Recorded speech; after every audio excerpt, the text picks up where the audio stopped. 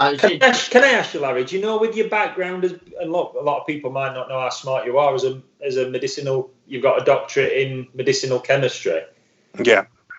Were you not mad at yourself thinking, have I managed to let myself get caught? With your knowledge of how to do things and with the stuff you were taking, in a bit of it, you thought, have I allowed myself to get caught? Or was the testing so random then that you just thought, I'm not going to get caught, why bother? Yeah, it does go through my mind sometimes. I do think to myself, I was so stupid with all my knowledge and that, and just being laissez-faire. You know what I mean? It's got caught. You'd argue the one person who shouldn't have got caught were you. Yeah, but it just goes to show that anyone can be complacent, and when you get complacent, you get caught. So yeah. So let's skip on a bit. So you moved. At first, you denied it and said you didn't know how it had happened. What made you then switch it to admitting that you'd admitted that you'd been doping? What made the switch? I just got tired of all the lies. To be honest with you, I just got tired of all the lies, and they were throwing names at me. They were it was a nightmare, to be honest with you. So I just said to myself, you know what?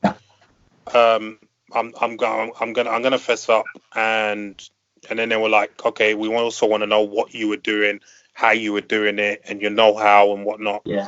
So then I said, yeah, that's I'll give you that, but to get that, I would want a reduction in my ban. So how did you? I don't know how to word this yet. How did you feel your dealings with UKAD were when you offered to offer everything up? How did you find your dealings with them? Like dealing with a gangster, basically. Because I didn't have any legal representation at that time. Yeah. And they just made everything seem like. See, the thing is, and I think a lot of the public get confused about this as well. Sports rules are not law. Yeah. But they make you feel like it's law.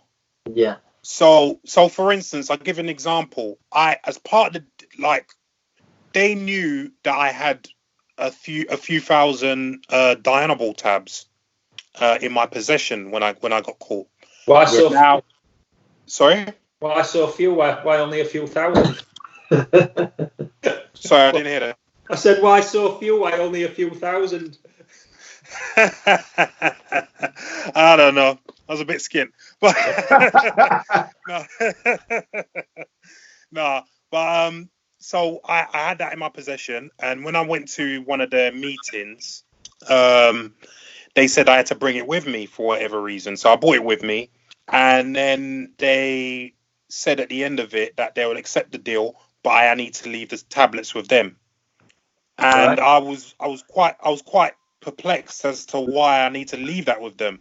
But they were like, oh well, it's a Class C drug, blah blah blah. But I was like, it's not illegal. It's lawful for me to have this. It's just not allowed by sports rules. But again, they had the lawyer and they were saying, oh yeah, well, we need to have this and we need to take it from you and blah blah blah. And knowing what I know now, I wouldn't have allowed that to happen because they've basically taken my property away from me. What were their explanations for wanting it? Did they say it was so that they could test the purity of it, or what were their? No, they just said they wanted it because I'm not allowed to have any performance enhancing drugs while I'm under sanction. Right. That was it. But they may be afraid that you would distribute it to other boxers. I don't know, but that's still no. They still have no basis in taking my property from me. That's the bottom line, And they even, the funny thing is, when I agreed to it, we signed a contract, which stated that once I retire, they'll give me back those tablets. Yeah. Do you know that I asked for those tablets last year, and they've gone missing. Oh. 3,000 Dianabol tablets have gone missing. All 3,000 of them. All 3,000 of them have gone missing. When I asked them where are my tablets, they said, "Oh, we'll." First of all, they tried to deny that they had it, thinking I wouldn't keep the paperwork. So I emailed them the paperwork, and then they were like, "Oh, okay, we'll have a look." And they took ages. And then they finally came back to me, said they haven't got it. So I told them, "Look, you need to compensate me because that's my property." And they were like, "Okay, we'll speak to people.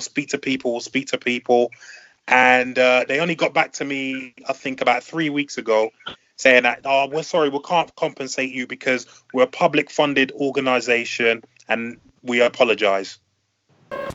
Hi, this is Kid Galahad here. Tune in, subscribe to Black Eye Barbershop. Look at you. You're running in circles, which way will you turn?